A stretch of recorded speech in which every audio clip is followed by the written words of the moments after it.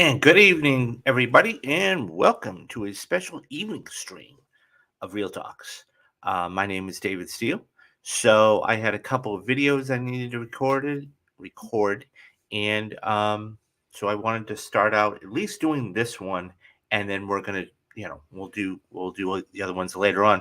So this one, as I've said to you guys, and anybody who's a subscriber to the channel knows that starting January 9th, I'm actually going to be starting to stream live. So, what I'm going to do is anybody who doesn't see these now, okay, is going to be able to catch these on the flip side when when that starts. So, what the first week is going to consist of is on New Year's Day, you're going to get a brand new first perfect movie of the year.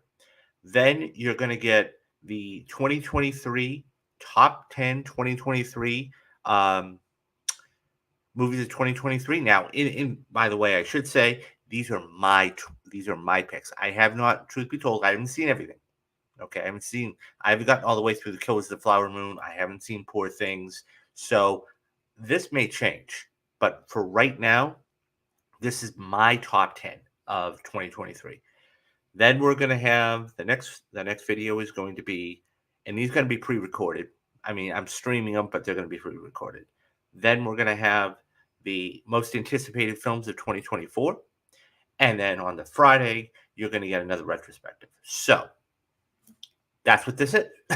So welcome again to the Real Talks. Anybody's that's come in, and this is going to be the top my.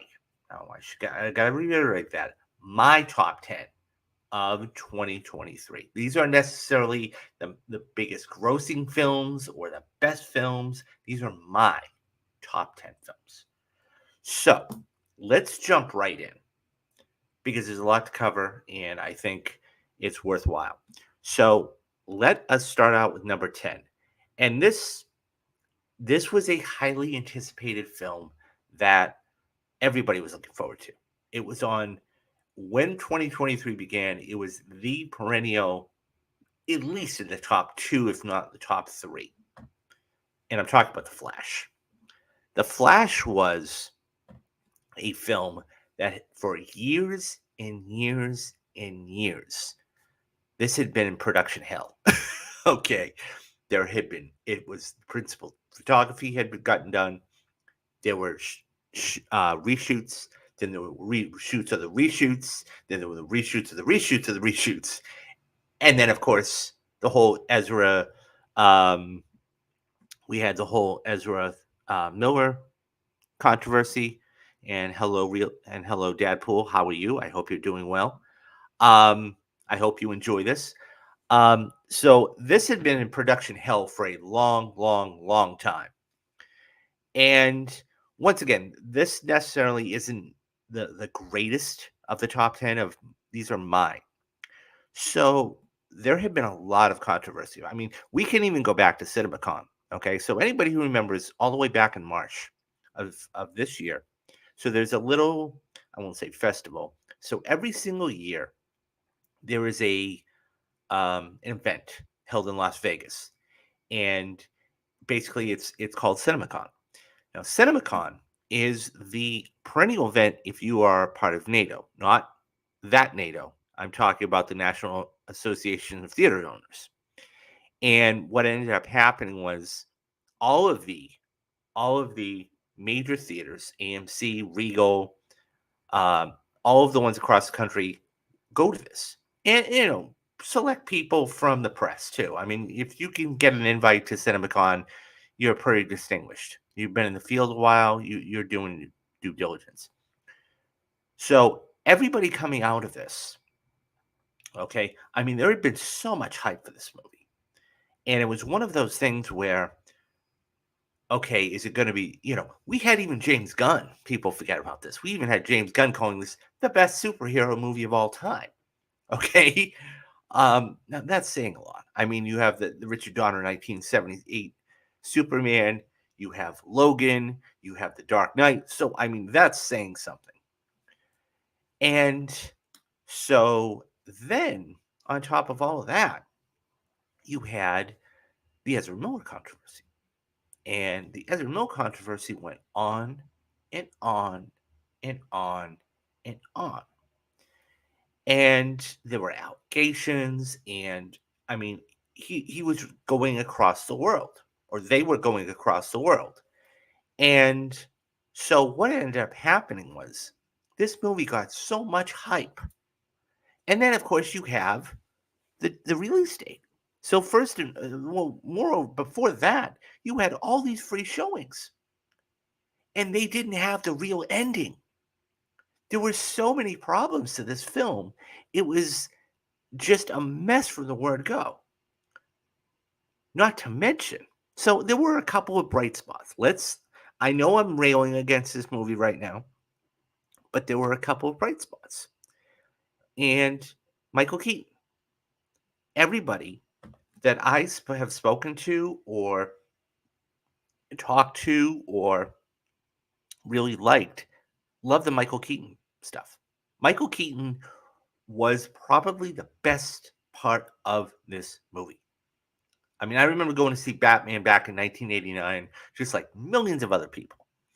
And it, he was coming back and it was just going to be great. And regardless of what the story was going to be, you knew that Michael Keaton was going to be a good addition to this movie. And so him coming back, even for the little time that he was in the film, which by the way, he could have actually been in a little bit more. Okay, that's something else. Um, but that all being said, that was a bright point.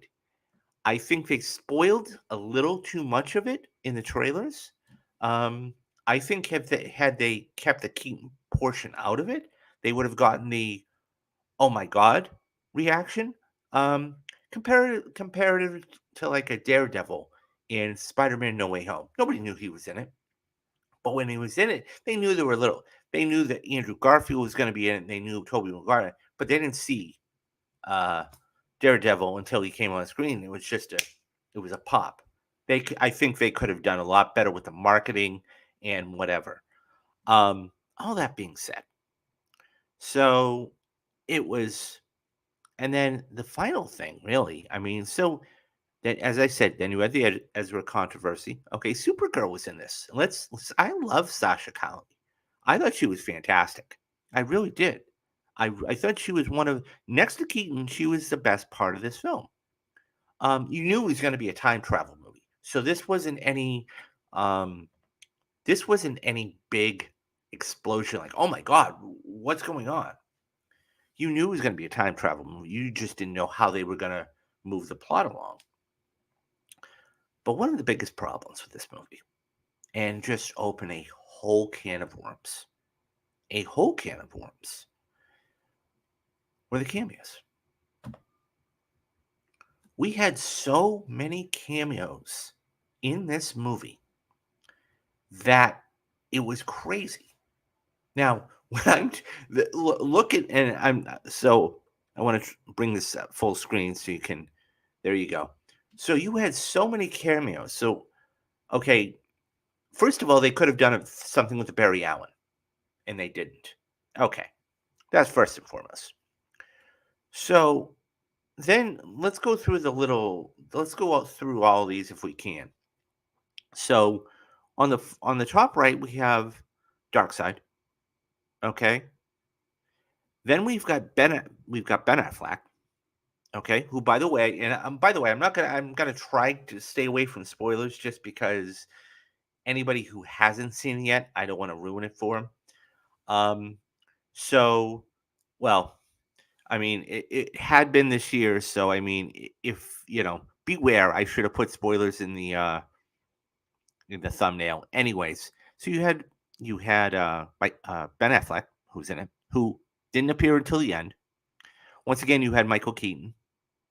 Okay, you had George Clooney, who was at very end of the film. Okay, you had Gal Gadot, who was in the first 15 minutes of the movie. You had Sasha Calle, okay, who was actually there, and she played, I won't say an intricate part, but she was there until, you know, she showed up around a third of the way, right at the beginning of the second act. Okay, you had Michael Shannon from Man of Steel. Okay, now we're going back 10 years. Okay, and these next couple just blew my mind. Okay, and it just opens a can of worms, and I'll get to that in a minute. Okay, you had Christopher Reeve, you had Helen Slater. Now, I'm old enough to remember. Anybody who's old enough to remember this, leave a comment in the comment section, please, or in the chat if you can remember Helen Slater and the Supergirl movie that starred Faye Dunaway, believe it or not, in 1984. Okay, um, so she had a quote cameo. Nicolas Cage. So I'm not the biggest comic book guy, but many, many, many, many, many moons ago, there was a there was a not an introduction. There was a spec script done where Nicolas Cage was actually going to play Superman, and this was the vision of Superman. Okay, they included him in the cameos, and then finally you had George Reeves. Now you say, well, what's the big deal? Well, let's go into that. Okay, let's go into that for a minute. There was a lot of big deals. First of all, and this is a big thing, and I'm going to get to another movie later on talking about AI too. But here's the problem. Okay, and this is, by the way, this is why, whether you want to believe the hype or not or whatever, this is why the actors in SAG was so adamant and trying to figure out why and what AI was going to do. Because you can essentially take, and by the way, this is going on now. I mean, not to the extent of actors, but you can take any person, whether it's a Helen Slater, a Nicolas Cage. Well, and there's two different cases for this. But let's start with Christopher Reeve for a minute. Probably the most famous Superman. Okay, I mean, not I wasn't around when George Reeve was playing Superman, but so you have Christopher Reeve. He's no longer with us. So what is it that who owns the rights to Christopher Reeve's Superman? Is it Warner Brothers? Because it is a DC character in DC, in Warner Brothers owns all of the DC films. So do they have the right to put them in it, or because he's no longer with us, what happens? Right? There's a major disconnect here. Now, Nicolas Cage. Let's go to Nicolas Cage for a minute. Nicolas Cage is still with us. Okay? He's still starring in movies. Not as big as Con Air and The Rock, but he's still in movies. Okay? And here's the thing too. Even if it's a split second or 2 or 3 seconds of the image, does Warner Brothers still have the right to do that? Or can Cage say, wait, whoa, slow your roll, guys. This is going to happen. Even because he's still alive, right? So can they use his image, even for 2 or 3 seconds, and have it be legal, right? Because if Nicolas Cage turns around and says, well, I didn't give my authorization for them to put my image in there, this is where a lot of this stuff is coming in. So you have name. So there's something in college football and college sports in general called the NIL. Okay. It stands for name, image, and likeness, which means that no NCAA university, okay, can duplicate a college. So that's why when you always played college games back in the day, they always had numbers. They never had names because the person owns the right to their likeness. And it's the same premise here, guys. Okay.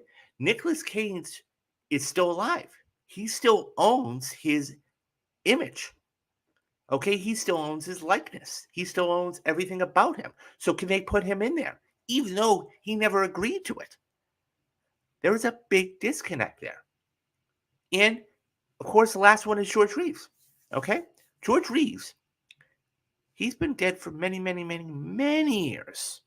So once again, him being the first Superman, everything, do they have the right to put that Superman in with that? A lot of different things. So you're going to see a lot of clauses, especially moving forward with AI. You're going to see a lot of clauses having to deal with name, image, and likeness. And can they use them? Because eventually, Tom Hanks said it. Once I'm gone, they can do whatever they want. And he's right. They can do whatever they want. There is a big, big problem there. Okay? But that was just one of the problems. The third act was just, that was that whole slipstream type of thing. That was a mess. Now, you say, well, what did it do? Now, I've gotten away from monetary things, but I just wanted to put it in perspective for you guys. Okay? The Flash had a budget of over $200 million. Okay? It was over $200 million. And it made worldwide, get this, guys, $266 million. That's it. Now you say, well, what's the big deal? There's a huge deal because this movie had been delayed for 18 months. And every single day it was sitting on the shelf, it was losing money. Just like all the films in the last couple of years that were sitting on the shelf. And by the way, this was done during the pandemic. Okay. So this would have come out in 2020 or 2021 had it not, the pandemic not been happening. But nonetheless, it was, and it was opening the same day as another film, Elemental, right? So, I mean, it was really tough. So the money is not going as far as it used to. Nonetheless, it made only $108 million. Okay, only $108 million. It made more. That tells you something. It made more money overseas than it here domestic. You say, and it made $50 million more. Now, since then, you've had a lot of VOD, video on demand rentals. You've had a lot of sales, physical media sales, and so it's kind of tax write-offs and everything else. Excuse me, but at the same time, it's still when you have that big of a budget, you're hoping to go at least 2 to 3 times that to make that up. Um, yeah, so now adjusted for inflation, it only made $100 million. Um, so yeah, there was a lot of problems with this movie, and it is what it is. I mean, I think personally speaking, this is going to be one of those movies you see in maybe 5, 10, even 15 years. People are going to look back on it and love it. But I mean, this is why you always have to look at movies in two different ways. You have to look at the here and now, and you have to look at it in, let's say, 10 years. Because how is it going to be received in 10 years? Is it going to be one of those films that's going to be like, okay, that was one of the worst films DC's or Warner Brothers has ever put out? Or is it going to have a following? So my number 10 film for the year, okay? My number 10 film for the year is The Flash. So now let's move on to the next film. The next film was another big, big, big, big budget film. Okay. It was it was huge. It was a huge film. And I'm talking about Fast X. Fast X. What can we say about Fast X, guys? I'm tired of the Fast and Furious franchise. Now, I know there had been people, I think Matthew Anderson, who I have had on the show before or whatever, he and a couple other people sat down and watched all of the Fast and Furious movies up until Fast X. Um, the first one was great. I really enjoyed the first one. I enjoyed, um, I really enjoyed the first one. It was a lot of fun. It was different. It was a car. Somebody said this to me the other day. It was like Point Break with cars, and he's right. You know, and I really enjoyed it. But it started to get really stale. The story was just not making sense. They were killing off characters and then bringing them back. And there's a different, I'm not saying Marvel is great with that, but at the same time, it was a mess. And it really was a copy, paste, and repeat type of franchise. And what I mean by that is you take any big star that comes in, they were the villain in the previous film. They turned out to be a good character in the next film, and then they joined the crew. And, the crew became huge. Okay? Huge. And this is just a small sample size of the cast right here. Okay? I didn't even get everybody in. Okay? So from left to right, okay, you have Helen Mirren, okay, which I think is fantastic, by the way. I not only as an actress, but just the fact that she wanted to be in it. You have Michelle Rodriguez, who was with this franchise when it first began back in 2002. And I'm going to get to something in a couple minutes, and it's really rubbed me the wrong way when it happened. Then you have Jordana Brewster, okay? And she is in arm in arm with Jason Statham, okay? We go to Charlize Theron, okay, who's a fantastic actress. I'm glad she was actually in the franchise. And then we go to Brie Larson. Brie Larson. Yes, that Brie Larson from the Marvels, guys. She was actually in Fast X. Um, Now I'm missing it quite obviously. You have Vin Diesel, you have John Cena, there's a couple of other people that aren't pictured here, but they are they were in the film. So something I didn't know until very recently, like after the film, was that Jason Statham, for the 5 minutes he was in the film, and by the way, guys, okay, call it 10 minutes. Don't be a nice guy and say 10 minutes. He made $15 million. $15 million. And do you know how much Michelle Rodriguez made? $3 million. Something's wrong here. Something is very, very wrong here. How is somebody that is in? Look, I get that Statham was in like Fast Five, Fast Six, whatever it was, um, and he had been in a couple other ones. But how is it that um, a guy that was the uh, in the movie 10 minutes, okay, is making, I don't know, $15 million, and somebody that has been with the franchise for 20 plus years is making $3 million? What's going on here? Who's And by the way, Diesel himself made 20 to $25 million, and I'm not even talking about what it made, the points he got. So he made a killing off of that. He made an absolute killing off of that. So the big to do about this. So when I originally saw this, I quote turned my brain off. I had to.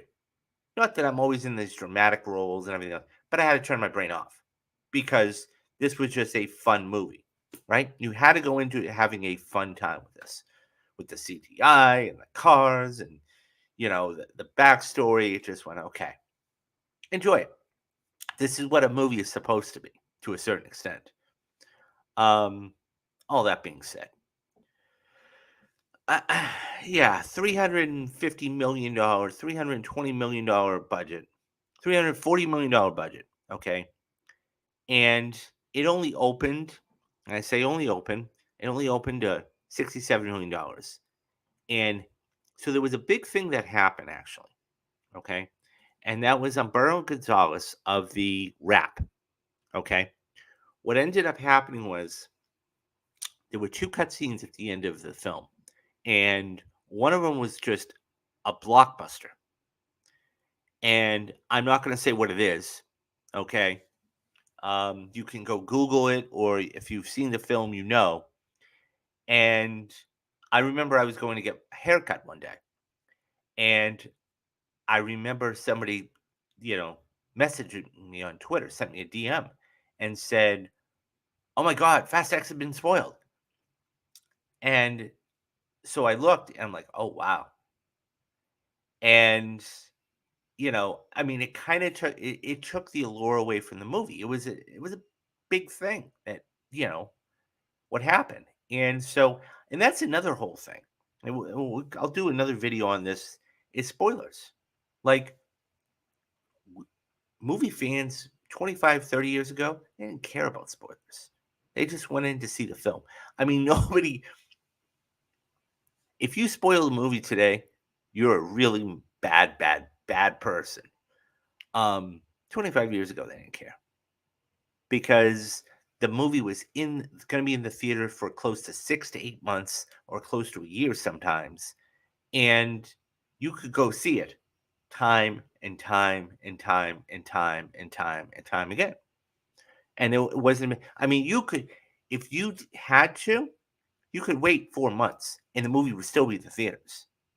And this is, you got to remember too, this is before social media. So it's a 24-hour, 7-day a week news cycle. So Fast X gets spoiled. Now, I don't think that had anything to do with how bad the film was. It was just a mess all the way around. And, you know, the fact that you have somebody like a Michelle Rodriguez, like I was saying, only making $3 to $4 million, and she's been with the franchise from the start. That blew my mind when somebody like Statham, and by the way, he had been in the Meg 2. He's got a new movie called The Beekeepers coming out uh, early in 2024. Excuse me. And it's one of those things where he's making bank. I mean, he couldn't have said, "Hey, look, I'll take $5 million and take care of Michelle." I mean, and the funny thing is that Diesel had said, "Oh yeah, there's going to be 3 other films," and that never really came to be. Okay, um, and then on top of all of that, he had proposed that um, all of the women, okay, look like Helen Mirren and Michelle Rodriguez and Brie Larson, Georgia, and all of them get together and just go and do a movie. And they're like, "Yeah, no thanks. I'm not going to be around for that." And I'm like, "What?" And it was Michelle who said that. And I'm like, "Well, there goes that." Because whether it was the treatment on the set or whether it was not getting enough money or fighting for it, it was a mess. So, as a result, once again, and by the way, them shooting in Italy, that they got tax breaks and everything else. And it was just a mess all the way around. And, you know, once again, I really had to turn my brain, quote, off because I'm going in there to enjoy a movie and I want to enjoy it, but I also want to be, I guess I just don't like dumb fun. And that's what this was. It was dumb fun. Um, so yeah, I mean, that was my number 9 movie of the year. Um, so let us continue on and let us go to the number 8 movie of the year. Then once again, guys, this is my list. So, and once again, let me just take that off. This is my list. Okay, this isn't I haven't gotten through Killers of the Flower Moon. I haven't gotten through Poor Things. I haven't gotten through, a couple of these other movies. So this may all change. Okay. I've got a lot of things going on for you guys. I'll talk about that at the end of the show. So my number 8 film came out early in the year. And once again, hopefully it was going to be a lot of hype for this, you know, and as there was. And I'm talking about Ant-Man and the Wasp. Another Marvel movie that, let's face it, at the time, Marvel had been a little underperforming, if you will. Okay. I mean, you got to go back to a couple of the other films that had been out, relatively speaking. Okay.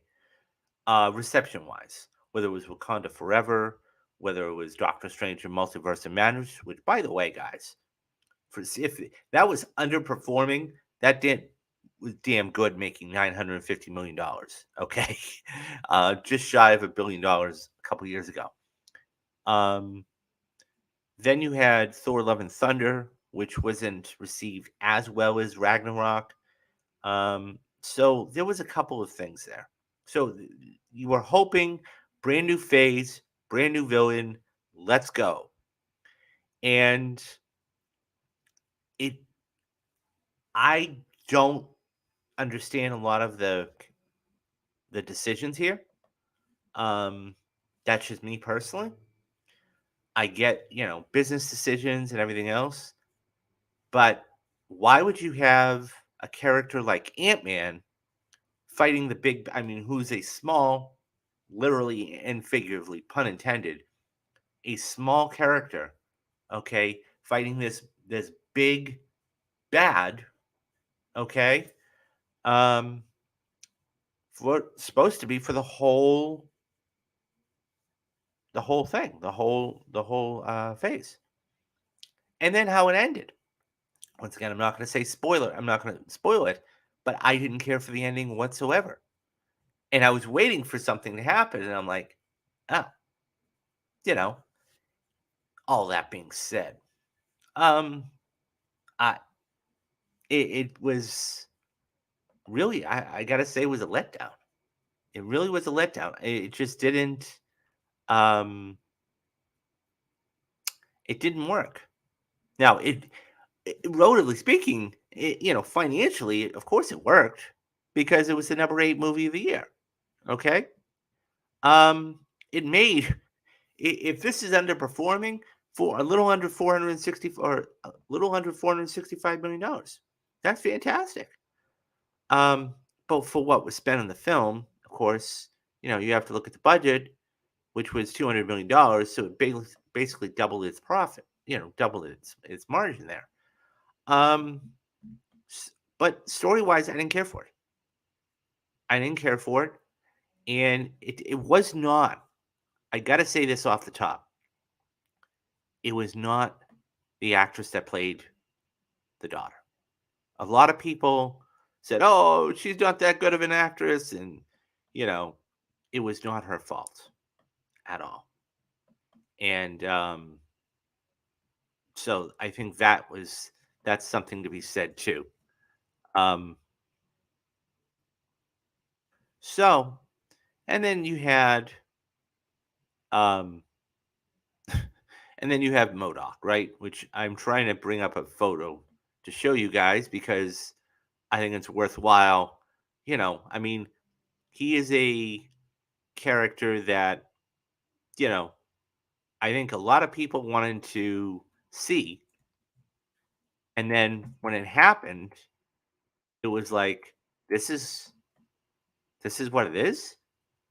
Um, but yeah. So one more thing I'll say is this: they say, "Oh well, it's Ant Man and the Wasp," but they were separated the whole time. We're 2/3 of the movie, and it's just like, really, this is what you're gonna do? Um, yeah, it didn't work for me whatsoever. And so now I will say one thing. that all being said, um, I'm glad that they did have the callback to what it was, and I'm gonna bring it up for you guys right now because I think it's a necessary thing to see. And the dialogue too, some of the dialogue just got me. Okay. Um, so this is here we go. That's Modoc, guys. That's Modoc. I mean, now that is supposed to be the reincarnation of the villain from the first film. Um, uh, yeah, okay. I just and then, like I said, some of the dialogue just didn't work for me at all. Um, but it is what it is. So, and then there's something else that has to be addressed here. Okay, you have the whole Jonathan Majors thing. So I'm going to be getting to another film here in just a couple of minutes about what another one he was in. But yeah, Jonathan Majors is done. Once this whole thing came out about what happened, then Marvel was in a really tough spot because they go, well, what do we do? And they were the last people. I will give them credit about one thing. As soon as the allegations came out, everybody, and I mean everybody, dropped him. Everybody dropped him. The army, the commercials he was doing, dropped him. I mean, don't forget, guys, he had a film that I haven't seen that I would like to see if I could ever find a copy of. It's called Magazine Dreams, and it was supposed to be fantastic. And I mean, they were literally, legitimately talking about him getting a possible Best Actor nomination at the end of last year because of this performance, and now gone. And so once all of this stuff happened, okay, the allegations and everything else, they Marvel was very judicious because look, let's face it, they had made the mistake before, okay, that of what happened with James Gunn, right? All those years ago. People brought up tweets and said, "Oh, James Gunn said blah blah blah blah blah," and he apologized for it. Disney fired him, and then he eventually ended up coming back. So they wanted to be very, very careful. And then, of course, you had the other flip side of the coin with the other Ezra Miller situation. So what are they doing with Miller that they're not doing with Majors? So there was a lot of moving parts here. But that film to me really didn't um it just didn't do well. It didn't do well at all, and you could see why it didn't do well. Um, so that all being said, let's go and um, bear with me for a minute, guys. But yeah, so some of these movies, once again, let me reiterate this again for everybody that's just joining us. This is my list. This is not um, this is not the perennial best pictures of the year. This is these are my pictures of the year. Okay. Um, and I think that there's something to be said about that because once again, I haven't gotten around to see Poor Things. I haven't gotten around to see. I got through the first hour of Killers of the Flower Moon, and it's not that I was bored with it. I just had other things to do. Okay. Um, and I just had to turn it off. So this may all change once that happens. So I'm putting in a couple more uh, pictures.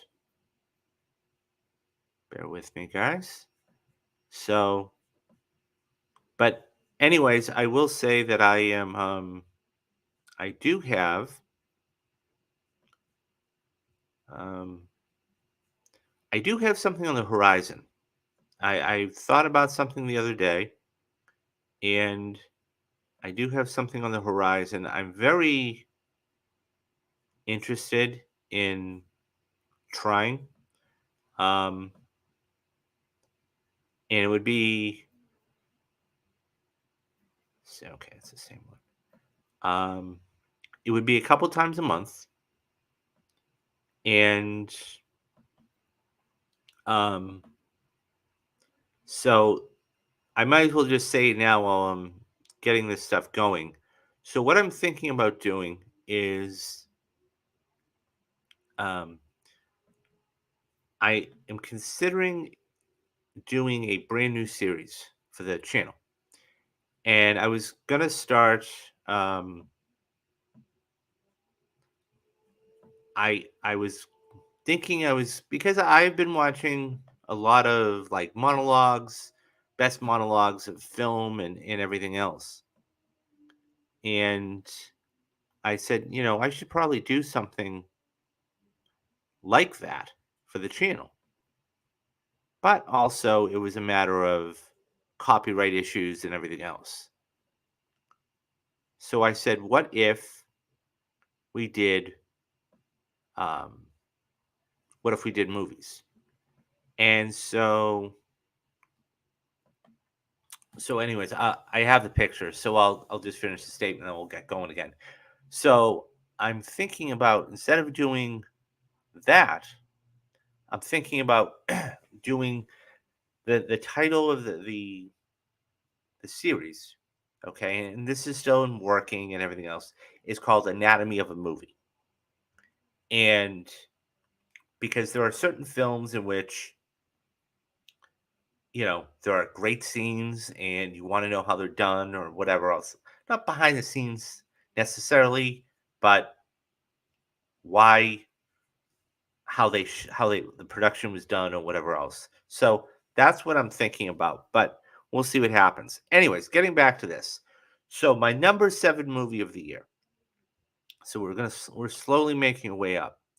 My number 7 movie of the year was a movie I was highly anticipating, and I look back on it now and I kind of laugh, and I really thought it had best picture potential, best picture nomination potential.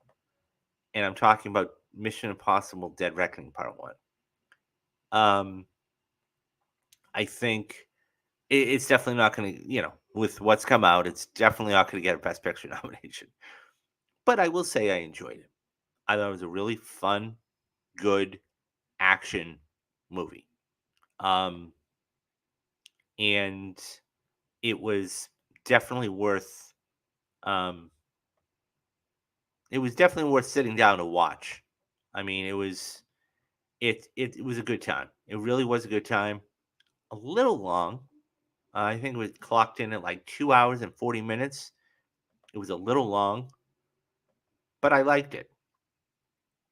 And, it ended up doing pretty well at the box office. It made, a little over $566 million. Um, and I think it would have made more had it had all those premium large format screens.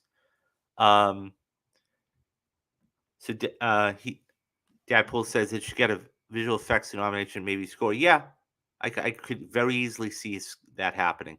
Um, I wouldn't be shocked to see it get a production design nomination because let's face it, Tom Cruise goes, you know, all out in whatever he does. Um, but it was a good movie.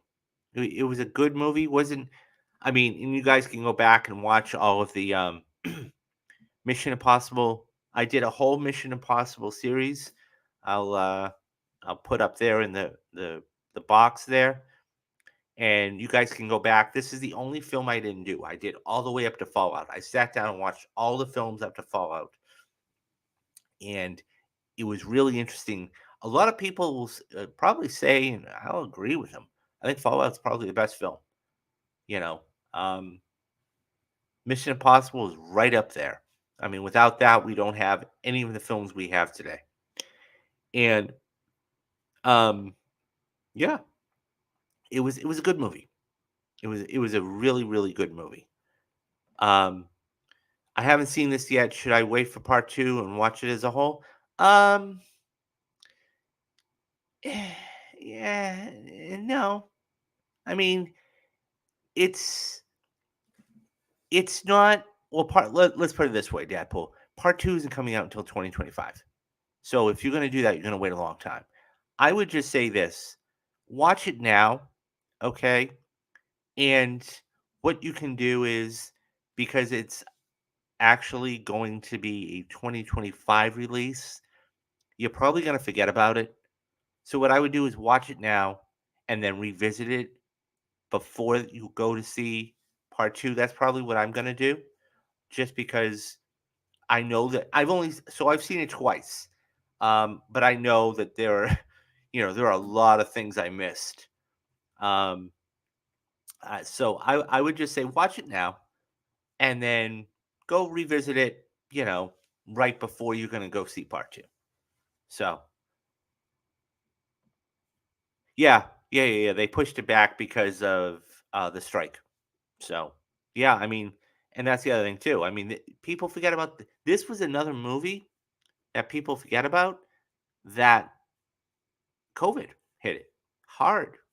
They had shut down not once but twice. So it was really, it was really difficult for them to make the release date that they wanted to make. So, and I think this movie underperformed considerably because you had another movie, which I'll be getting to in a few minutes, to take all of those. So, I but I mean, it wasn't gonna blow anything away. I think the next one, when it comes out in a couple of years, depending on the release date, because 2025 is going to be stacked. Um, it could have a decent showing. So, moving on. Now, I was going through these movies today, and I totally forgot about a movie that I had seen, and I went, "Oh, I've got to include this." And I was high on this movie, and it's um okay. Let's see if I can't find. Uh, bear with me, guys. Okay. Okay. So, well, I will just talk about the film and um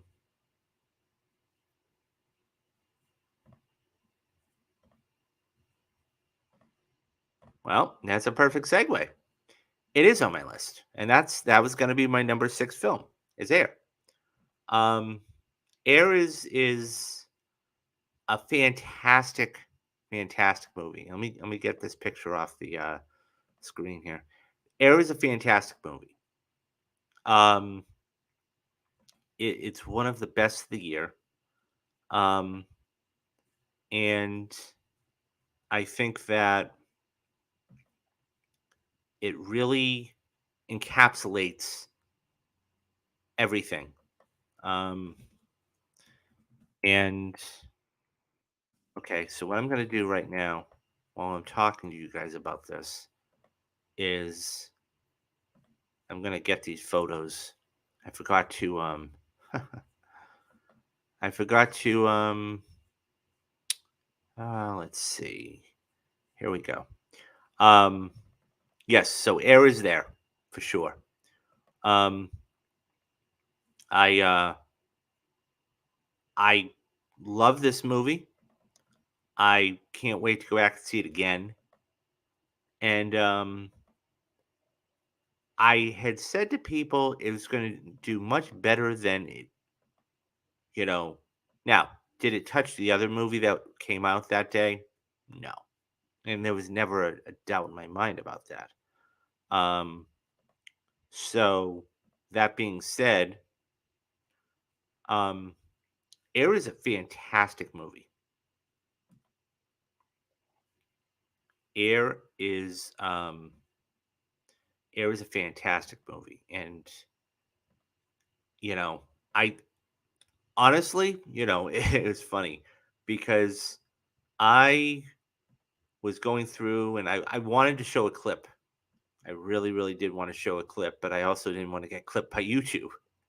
Um, that all being said, I think that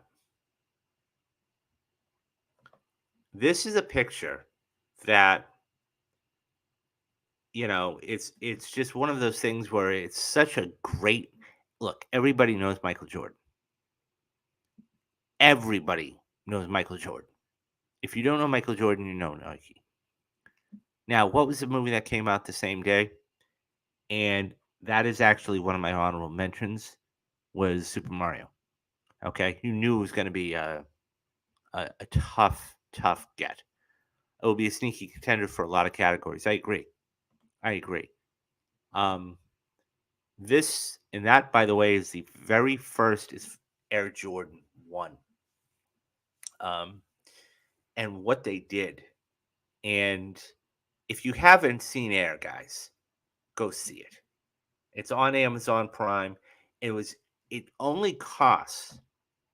So here in this, I want to show you the cast because this I think encapsulates everything that a movie is. Okay, you have Ben Affleck and Matt Damon, who are Academy Award winners. Okay, Affleck, of course, won for um, Argo. Okay, Best Picture a couple years back, and of course, Matt Damon ended up winning and they ended up winning the Best Screenplay for Good Will Hunting. Okay, um, so on the far right, let's go left to right. So I'm not quite sure of the guy's name on the far left. So we'll just go from right to left. So you have, uh, yeah, he says the cat. He says the cast is ridiculous. Prime has been killing it with. Yeah, absolutely. So let's go from right to left here. You've got Chris Tucker, okay, which I'm really glad he's made a comeback. Okay, you have Jason Bateman. Okay, Jason Bateman. You have um, Matt Damon in the middle. Viola Davis, okay, who is impeccable, impeccable as Jordan's mother. Affleck, who plays um, Phil Knight, okay, and then you have the one that played Jordan's agent, all the way to the far left, and then you have now you got to understand something, right? This is all based on a true story, okay? To the extent of when I say true story, it's the actual story and how it happened. No, yeah, it was dramatized a little bit.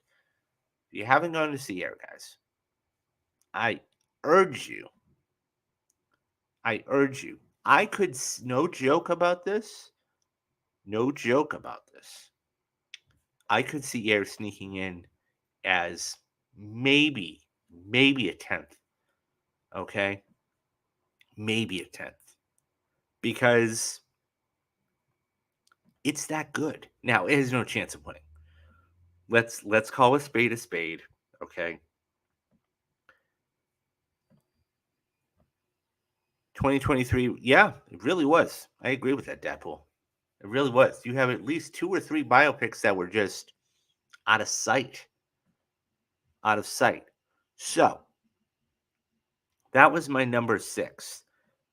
So let's go, and I'm gonna now go to um. So one of the drawbacks of StreamYard, guys, is they only allow you.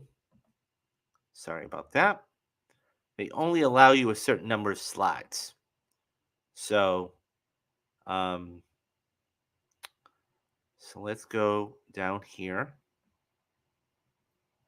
And now we're going to go and get my number 6, let's see, my number 5 movie of the year. And this tells you something.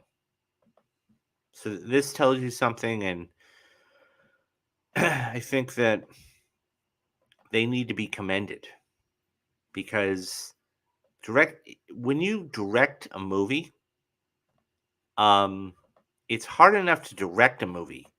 It's even harder to star and direct in a movie. Okay? And I'm talking about Creed 3. Creed 3, this was a widely anticipated movie. And you had Michael B. Jordan, who was actually, so you got to remember, this was his directorial debut. And so, do you like serious historical films? Name a few so I can recommend an amazing one. I do like, so historical movies. There are some very good ones out there. Um, without a doubt, I think that um, Schindler's List has got to be right up there. Schindler's List is probably one of the best, honestly, one of the best films. It's not a documentary, but Spielberg, I think it's his masterclass. I think that is his masterclass, and he went through a phase. If you ever really want to watch an interesting documentary, okay, sit down and watch Spielberg. It's available on HBO Max. It's fantastic. Anyways, he went through a phase in his life where he made a couple of films like, I mean, he had a hand in Band of Brothers. Okay, he didn't necessarily make it, but he was an EP on it. He did Saving Private Ryan for his dad, and he did Schindler's List to really get the point across. So I think that's really good. Even Oppenheimer. I mean, it's a little dramatized, but still, you understand the um, thing. Pearl Harbor, Selma, definitely. Pearl Harbor is good. I haven't seen Pearl Harbor in years. Pearl Harbor is very, very good, though. Good, then I'm sure you have good taste. Well, I mean, that is why I always say, this is why I always say film is subjective, right? This is why I always say film is subjective because it's one of those things where, um, somebody could like something that others may not. Um, Kevin says public trades are overhyping Dune Part 2 and Kung Fu Panda 4 to become a box office success after this year. No film is guaranteed, no more. I agree with you. No film is guaranteed to be a success, Kevin. But you have to understand something that um, Dune is one of those films that was supposed to come out last year. That was supposed to come out this year, and it never did. And I think that it would have gotten absolutely crushed. When Dune came out in 2020, I want to say, right before the pandemic hit, it just didn't do well for a number of different reasons. Number one, the material. I mean, I always call it second level material because you have to really know what it is. The other thing too is it was long. Now, I'm not saying length has anything to do with it, but if you don't know the material, it's really difficult to get involved, even with the stars. That being said, I think that you have, you know, just the trailers alone. Now that you have all these other stars, you have an Austin Butler, you have a Florence Pugh, you have everybody. Visually, it looks stunning. The only drawback I think that Dune 2 has going against it is it's coming out in March. I hope a lot of Oscar people do not forget about this because Dune 2 is going to be a fantastic movie when it happens. Watch Sardar Undam 2021. I can tell you this movie is not easy to forget. It's another Saving Private Ryan, but from the East. First time you. Wow. Okay. I'll have to check that out. I will definitely thank you for the recommendation. I will definitely have to check that out. I had never heard of that before. Dune. Yeah. So Deadpool says Dune 2 will be a Timothy Chalamet's redemption film after Wonka. Well, but see, here's the thing about that Deadpool, and this is what Harrison Ford did, and a lot of other guys have done. You make a movie for them, and you make a movie for yourself, right? Chalamet's not that Leonardo DiCaprio. That's what they were all trying to build him to be. But eventually, he's going to get to a point where he can do a studio film, and then he can do one for himself, and then he can do a studio film, and he's going to have within 10 years. I wouldn't be shocked within 10 years to see him win an Oscar. But that's funny. But yeah, of course, Wonka is Wonka. So um, getting back to the films. So my number 5 film of the year, and this tells you something, as I said, is Creed 3. Creed 3 is one of those films. It was it was a very good film for a directorial debut. Okay, and we had a lot of them in 2023. But I'll say this: he did a fantastic job because number one, he had hung around a lot with Antoine Fuqua. Okay, and I'm sorry, not Fuqua. I'm I'm blanking on the director's name, but nonetheless, um, it's having him been around. It was just how he did. Was it perfect? No, I think the only other director that really did well in his directorial debut in the recent time is Bradley Cooper with The Star Is Born. That's the only other one I can think of. So this one was very good though. It had everything you wanted. It had the fights, okay? It had the fights, it had the emotional punch to it. It had everything you wanted. And I think that was a major thing. So, um, it did once again. I go back to this is the shot when they're promoting the first fight between Jonathan Majors and so this guy over here is supposed to be the champ. So that's the whole premise of this movie, right? Is that Adonis has basically taken a back seat. He's retired and he's now a promoter. He's not he's still in the game, but he's not boxing. And so he's setting up all the biggest fights in the world. And so this was the fight and then of course Majors coming in. And so this is a fascinating thing too. Okay. That Jonathan Majors think about this, guys. Jonathan Majors had the number 1 and number 2 movie in the world at one point in time. Think about that. That's crazy. He had Ant-Man and the Wasp, and then he had Creed 3. That's insane to even think about. So, all of that being said, I think that's,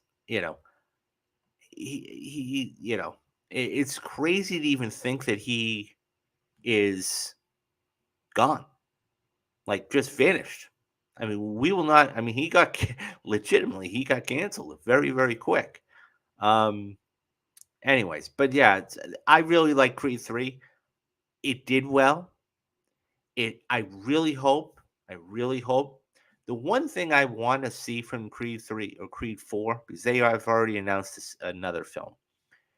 I want to see Adonis because we saw so that his daughter, okay, one thing I really enjoyed about this too is his daughter, she was hard of hearing. So that was one of the things on the set. Everybody loved her, and she taught everybody sign language and everything else. And she was like, she really wanted to, she was watching some of his boxing videos. I really hope they pursue her. I want to see Adonis and like start to train her. I hope the next film we see like 10 years, 12, 15 years down the road, and she's actually becoming a boxer, a female boxer, a high caliber boxer. That's what I want to see. I think that would be fantastic. That would be fantastic, and it would do. I think it would do really well. I think it would do really, really well. Um, so Kevin says, "I hope Paramount Pictures makes a comeback. I don't want to see another studio go away." Yeah, yeah. I mean, look, they're going to have one more major movie with, Dead Reckoning Part Two coming out in a couple years. Um, it's just a matter of what. Let's not jump the gun yet. There have only been talks. Okay, I think that's something that the acquisition has not happened quite yet. So Majors will make a comeback. Give it a few years. Not taking the situation lightly, but it was. Oh no, I agree. I totally agree with you. I totally, totally agree with you.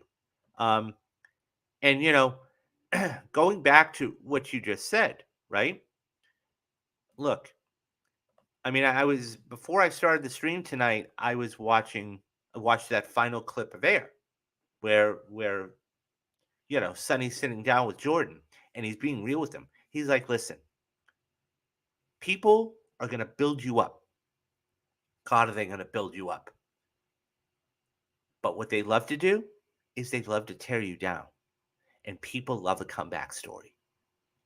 And they were the cross cutting with all of the things, his events of his life. And look what happened. Michael Jordan went through the worst 2 years of his life, and then he came back and won another 3 championships. And that's the biggest thing. And I think that's what people don't remember, unless you were around in the early 90s, in the mid 90s. People don't remember that. They only remember the final shot he took with the Chicago Bull, or they don't remember him as an owner. So I totally agree with you in that respect. I totally agree with you in that respect. And he definitely will be making a comeback. Look, I wouldn't be shocked. I know this sounds crazy. I wouldn't be shocked to see him in Creed 4. I really wouldn't. Because it's not going to be, look, they're going to develop it. And then what's going to end up happening is by the time that starts filming, what's going to end up happening is it's going to, people are going to forget about it. People love a comeback story. People love a comeback story. Okay. So I see your comment, Kevin, and I'm going to get to it in just a moment. I want to talk about my number 4 film of the year, and this was an amazing, amazing film. So it looks like I only have these two, but that's okay. So let me talk about my number 4 film of the year, and this is just. I actually sat down. I watched the first one first, and then went and talked about. I was blown away. Spider-Man Across the Spider-Verse. This movie. Oh, Deadpool, thank you very much. Thank you, thank you, thank you very much. I appreciate that. Guys, yeah, thank you from the bottom of my heart. Yeah. So I have some things I have to start figuring out. I do have memberships to give away. I have to figure out exactly how to do it. So everybody in here, if you do pop in and you want to stay, I want to figure out how to give these memberships away at some point. But once again, Deadpool, from the bottom of my heart, thank you. So my number 4 film of the year, Spider-Man Across the Spider-Verse. This was an amazing film. Not only was it emotional, not only did it continue the story of the first one, it really accentuated things. And we see Miles Morales actually growing up. Now, I never played the video game. I played the first Spider-Man game. I never played the Miles Morales one. But the animation in this was just unbelievable. unbelievable. It was I actually it's funny. I actually have the screen one of the shot of them sitting. I mean, it's just the animation here is just look, I will be floored, absolutely floored if this doesn't win best animation of the year. I really will because it just worked on so many levels. And I think that, you know, they have obviously they have a hit on their hands, and it's just one of those things where um I cannot wait to see the I can't wait to see the way that the last one. I can't wait to see the next one. I just can't wait to see it. It's gonna be so good.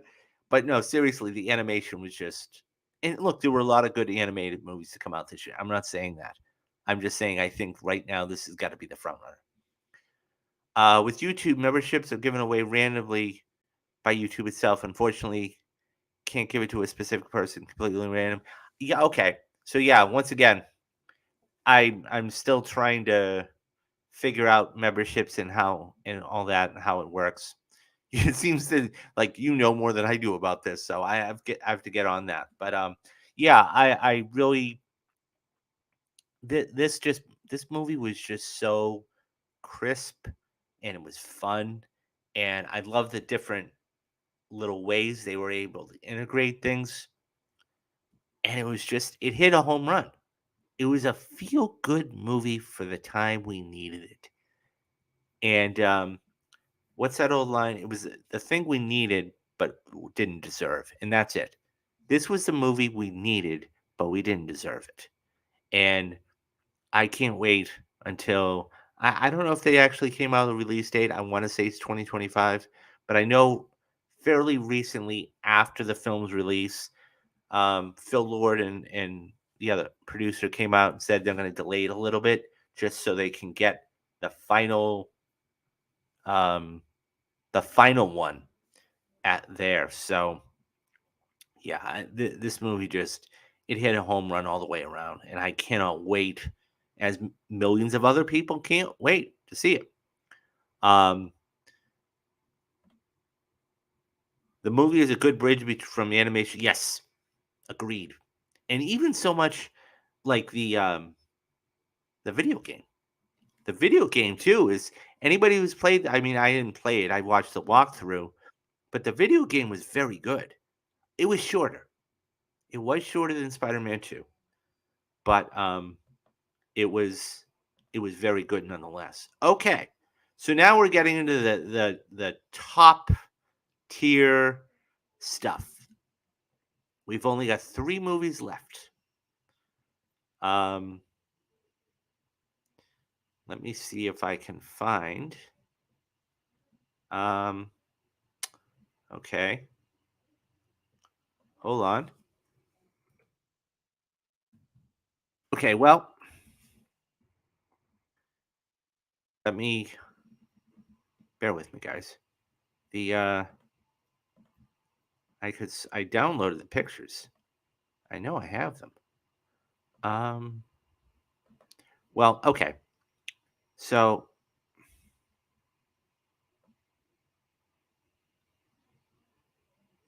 anyways, the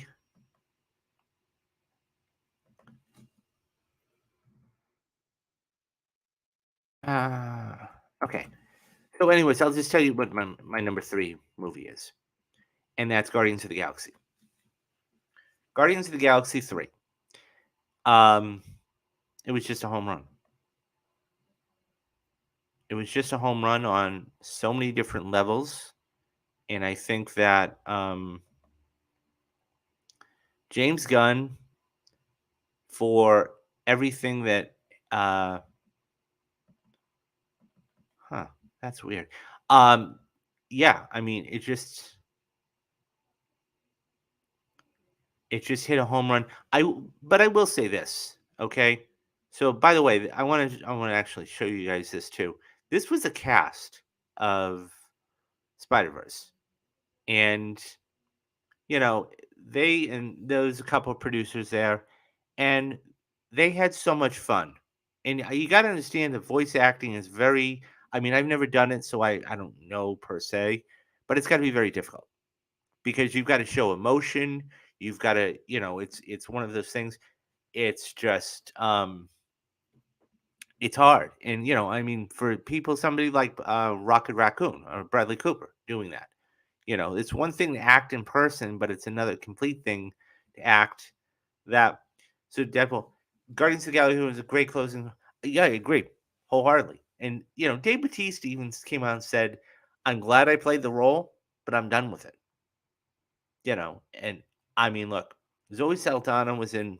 She's been in two or three of the biggest franchises in the world with Guardians of the Galaxy, and then you had, Avatar, and um, so.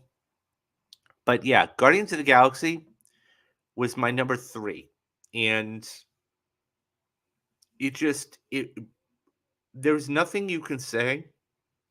So I read an article a couple months before the film came out, and they had to sit down with James Gunn, and he essentially said this: the first film was about the mother, the second film was about the father, and the third film was about them. And that's always stuck with me because he had a plan. When you have a plan, like a Christopher Nolan, for example, and we're going to get to a film of his in a couple minutes, that it's one of those things where you have the story mapped out. Think of all of the great screenwriters or stories over the past, I don't know, trilogies, if you will, over the past 40 or 50 years. The three that really stick out to me are Star Wars, um, Guardians of the Galaxy, and The Dark Knight. So Star Wars, when George Lucas wrote Star Wars, okay, what he did was he had it all mapped out.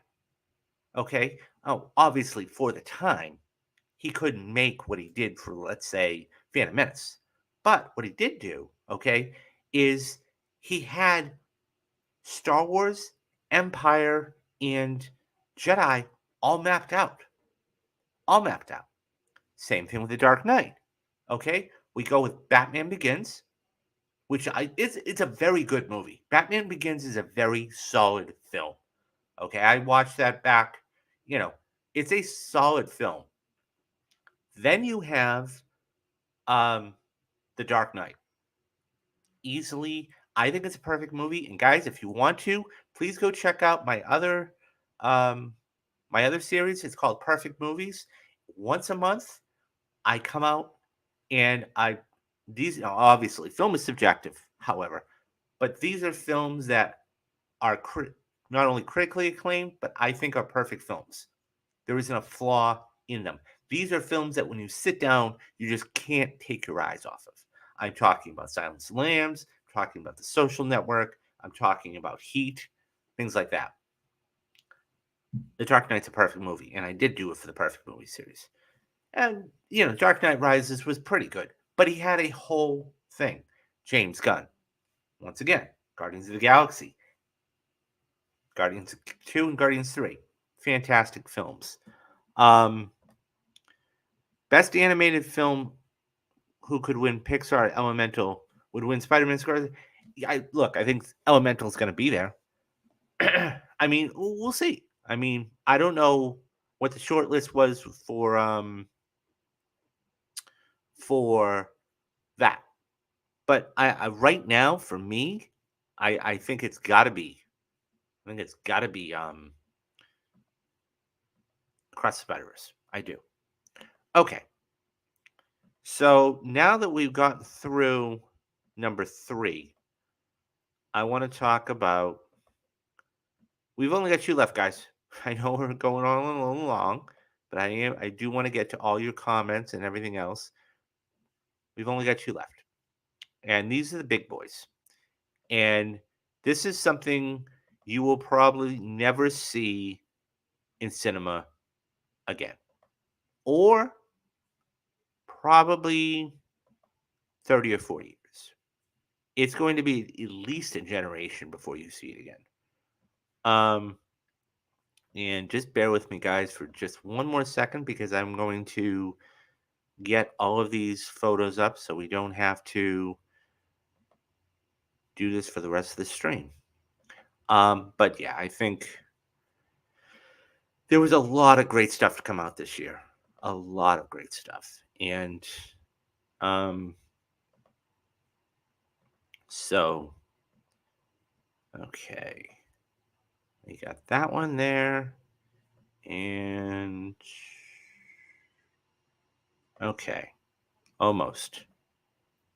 Um, Let me just say that if I hadn't already said it earlier, I hope everybody had a fantastic holiday and is going to be uh, doing something very fun. As we are only 48 hours away, 72 hours away from the new year. Believe it or not, that's crazy. This year, it's amazing because once it hits like Labor Day, it goes.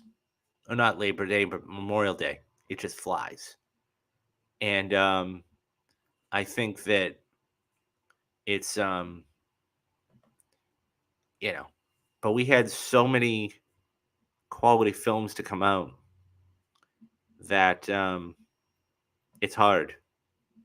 Normally, I don't do best or worst because look, it takes a lot of effort to make a movie, and um, so okay, so let's get to Kevin's comments here. Best director Christopher Nolan for Oppenheimer. Yeah, he has an absolutely fantastic shot. Best picture, cert like Poor Things or Universal's Oppenheimer. Yeah, and once again, and you're right. I have not seen Poor Things. I've heard fantastic things from it. So we are at the top two. Now it was something that happened this year, and Kevin kind of referenced it, and that is Oppenheimer. But that is not my best picture. I mean, that is not my number two. Barbie. I got to be honest. When I first saw that they were making a Barbie movie, I was like, "What? Huh? How? What's the story gonna be?" And there was a lot of to do about it. And I thought for a long time, I said, "This movie's gonna bomb. This is gonna be horrible." And you know, I and then you have to understand this was coming out the same day as my number one film. Okay. I said, there's no way that this is going to work. And what they did and how they did it was just magical.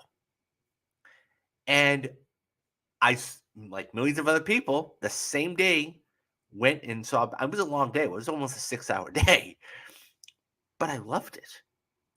And I got out of Barbie and I had a smile on my face. Not only did I have a smile on my face, I loved it. I thought it was so different. It was so different. And it was so good. And I this is going to be so much it was just Margot Robbie just was fantastic. And the production design and reading the stories how they ran out of pink paint and there was a worldwide shortage, but the movie was fantastic. I love this movie. There's a reason why it was the number one or number two film of the year. Okay, it crushed over $1 billion, and I'm not saying that's the end all be all. Okay, but think about this, guys. It made $636 million domestic. Think about this. Black Panther made a little close to 700. I mean that, and obviously, if you want to compare it to something, but I had so much fun with this movie. I had so much fun. The screenplay was really good. She was fantastic. Um, and then you had Ryan Gosling. Ryan Gosling was great in this movie. I think, honestly and truly, that everything aside, that there's a chance Warner Brothers, yeah, oh, definitely win Oscars. I have no doubt in my mind, Kevin. I think there's a chance, and I'm not overstating this when I say it. I think that this has a chance to probably get like 9 or 10 Oscar nominations. So I think if if it gets 10, anything that gets double digits, it's cursed. It's cursed. I mean, you go back 20, 25 years. There's only been two films to really do serious damage at the Oscars with 10 or more nominations. One of them was in 1997 with Titanic, okay?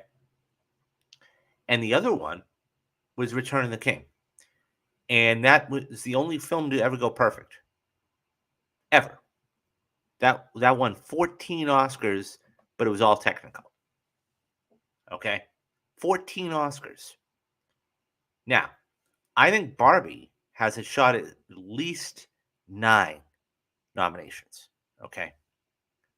Best Picture, sure. Best Actress, absolutely. I think Best Supporting Actor for Ryan Gosling, definitely. Okay? You're going to have Best Screenplay, sure. Um, so that's 4. Then you're going to have Best Production Design. I think that's right now a favorite. Best Original Song, okay. Um, maybe Best Costume. We'll see about Best Costume, okay. And you know, maybe editing, but something else. Couple of others. At least 6 to 8, possibly 9 nominations. Okay. Best score, possibly. We'll see. But at least 6 to 8 nominations. Lots. Absolute locks. Now, is it going to take all of those home? We'll see. We'll see. I mean, I don't, there's no lock, absolute lock. Oh my God, it's going to win. I think, but this is, Best Director, easily. I forgot about Best Director. Okay. Greta Gerwig is for sure getting an Oscar nomination. Um, so there's 8, I think, but 6 to 8, I think it's really got a shot to do a lot of damage. Now, will it win? That's remaining to be seen. It was a different movie, and I can see, look, I can see a world where Barbie wins Best Picture. Because look at what they did last year with Everything Everywhere All at Once. That won 9 Oscars. That was the closest film in 30 years to the Big Five. It didn't have a Best Actor, or it would have won the Big Five. We haven't had a Big Five winner since 1992, and there have been over 24 films nominated for the Big Five. Now, the Big Five, when I say it, it's Best Picture, Best Actor, Best Actress, Best Screenplay, and Best Director. The last film to do it was Silence of the Lambs. That tells you something. This has a shot to really make a lot of noise. And if it wins Best Picture, you know, um, and she was just really good. She was just fantastic. Um, I love this movie. Love this movie. And it's going to be a joy the next time I actually am able to sit down and watch it again, because it was Ryan Gosling. He probably should get a nomination for Best Supporting Actor. Now, maybe Best Actor, but there's no way with the competition out there right now. There's no way. There's no way he's getting in Best Actor. Maybe is a 5. That's maybe. You know, you've got Cillian Murphy, you've got Bradley Cooper. Maybe Mark Ruffalo gets in, but he'll probably be Best Supporting Actor. So we'll see. But I love Barbie. Barbie was just I don't have enough superlatives. It was a great movie. It was a fun movie. It was just everything you wanted a movie to be. Now, I will say one thing. I hope, fingers crossed, and I hope they do not make a sequel. Because here's the problem. If you make a sequel, the expectation is going to be so high that when it fails, and it will fail because the bar has been set that high, that people are going to say, oh, it was a bust. I'm not saying what I mean by expectation. I'm not talking monetarily. I'm talking about the story. I'm talking about everything. Okay. You only hit that high once. You can't, I mean, once you hit that pinnacle, it's so difficult to replicate and duplicate. It is so hard because it's one of those things where you try and strike. You hit all of the right notes, the stars were aligned, everything was there, and it just worked. And that's what this film did. And that's what Joker did too. And that's, I'll be doing the 2024 most anticipated films of 2024. But this is why Joker, and you got to remember too, it was before the pandemic. Everything changed. Now, granted, this is the only sequel that Joaquin Phoenix is doing, has ever done, but still, even Lady Gaga, look, it looks fantastic. But Todd, Joker got 11 Academy Award nominations. It just was perfect in all of these different things. I don't see it being replicated. Same thing here with Barbie. I hope they just leave it alone. So, I love Barbie. Guys, if you haven't seen it already, go see Barbie. Okay. Drum roll, please. Okay. So number one. And, like I said, it came out the same day. Everybody knows what it is. Christopher Nolan just hit a home run. Oppenheimer. This movie, what to say. This was just, I think, personally speaking, I mean, I know what I said about The Dark Knight being a perfect movie. I think this has got to be, if it's not his masterclass, it has to be very, very close to it. It's got to be a 1 or 1B. Has to be it. Because this movie, for what he did, for the amount of time, screen time, it was unbelievable. It's a 3-hour movie. You think, oh my God, this is going to be so boring. But I remember the first, and both I've seen it 3 times on IMAX, not 70 millimeter, but IMAX. The 3 times I was riveted, absolutely riveted, and I had seen it even going back the second and third time. It was unbelievable what he did. I forget about. It's all about the lead up, right? It's all about the anticipation, and it. I can't tell you, like Cillian Murphy just now. People don't realize this, but Cillian Murphy and Christopher Nolan have been working together for 25 years. Okay? I mean, a lot of people know him from Peaky Blinders and everything else, but they have been working together for 25 years. I mean, he did Inception, he's done Dunkirk, he's done Batman Begins, he's done, he was in The Dark Knight briefly. He's done everything. And so, and he was just unbelievable. And he had, the conversations that everybody had, and when they got the script, he wrote everything in the first person. Nolan, when he wrote the script, wrote it in the first person.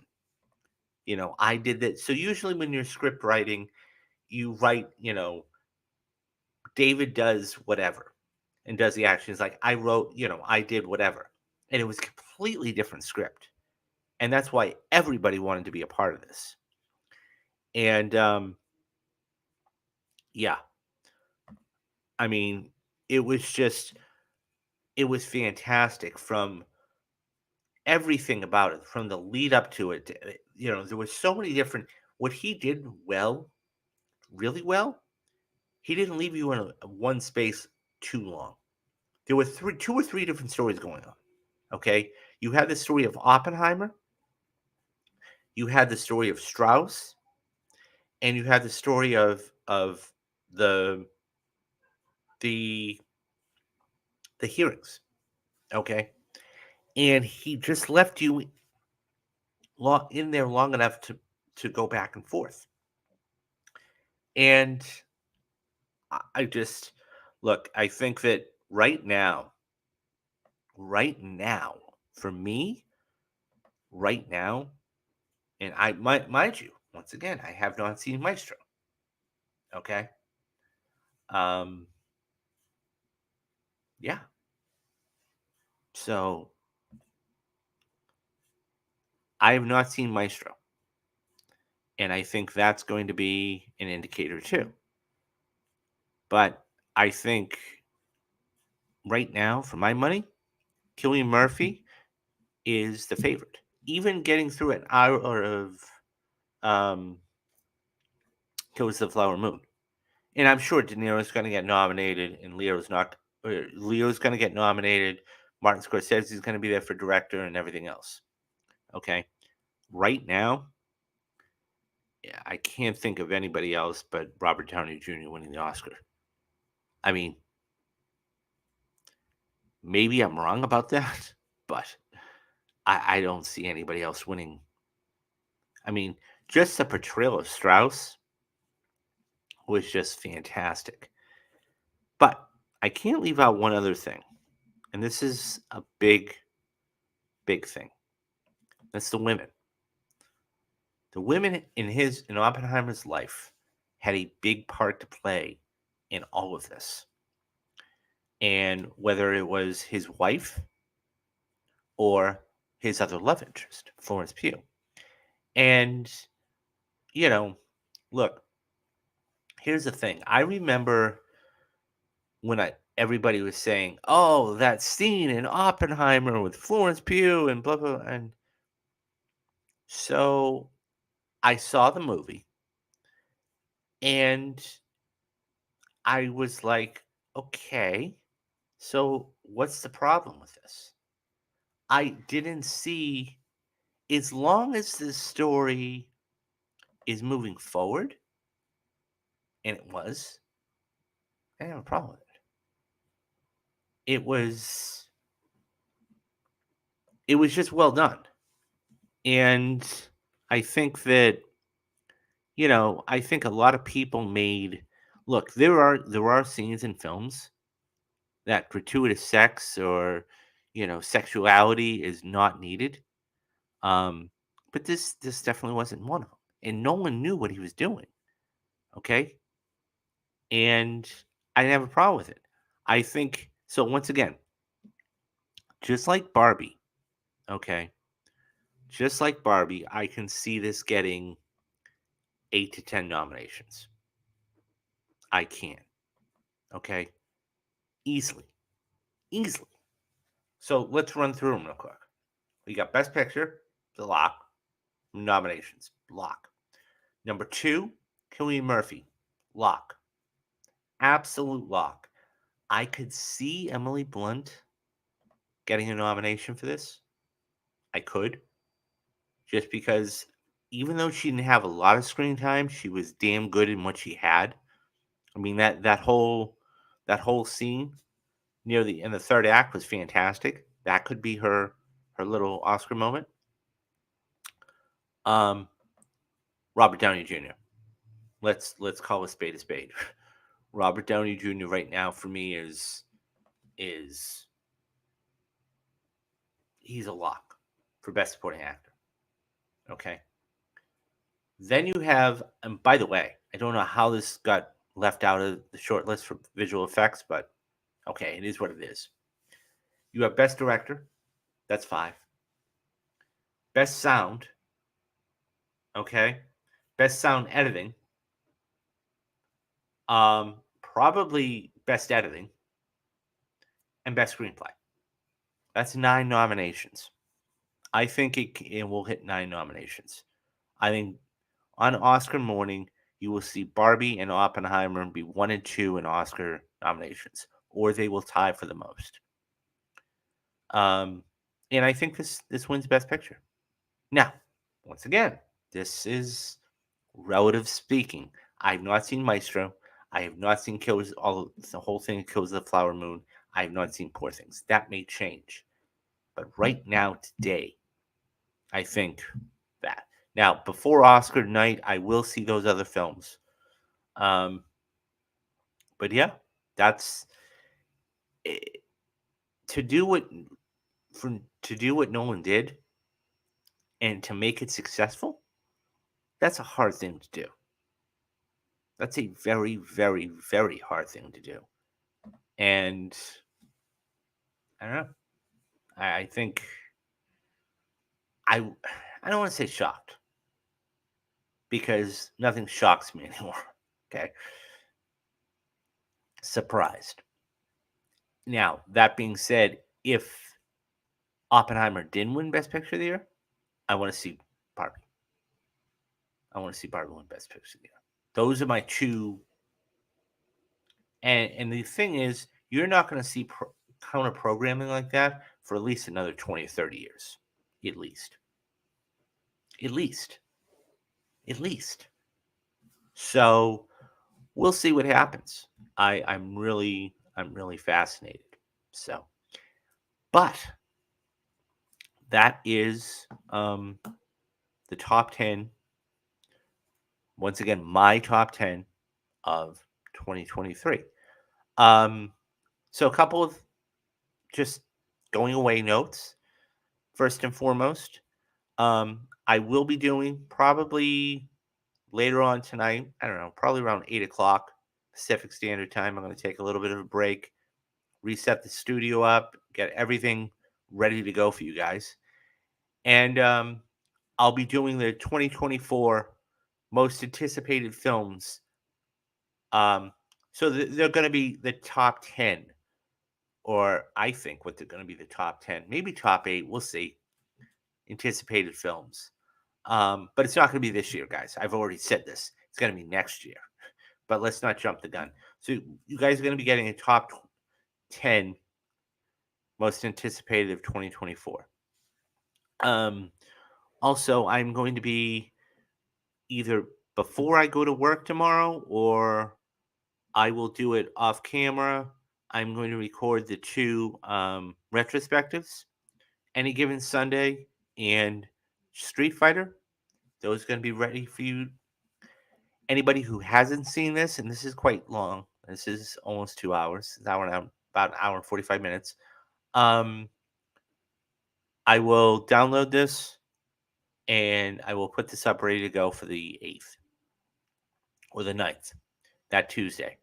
So, um, just take it in chunks and, you know, but yeah, so as I said, a couple of things before I depart. First and foremost, um, I am considering doing this new series called Anatomy of a Movie, and I've already got a few movies lined up that I'd like to do because once again, it's the story of the film. It's you see the juxtaposition of it, and also there's a lot of good films to do. Okay, I just briefly made mention of it earlier. Star is Born, right? You see the inverse between Allie and that. Thank you very much. Thank you. So and like I said, there's films on there I've yet to see. So, um, but it's one of those things where you see the inverse between Bradley Cooper's character Jackson, who's he's going downhill where we see Allie going uphill. Okay, that's just one. or um, even Empire Strikes Back.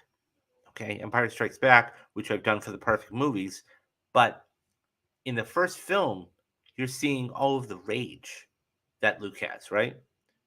I mean, you go into whether it's the cave scene or the rage he uses when he fights Vader, or the acceptance that Vader is his father and he's crushed by it. And then when you go to Jedi, it's completely different because Jedi is about accepting loss. He loses Yoda.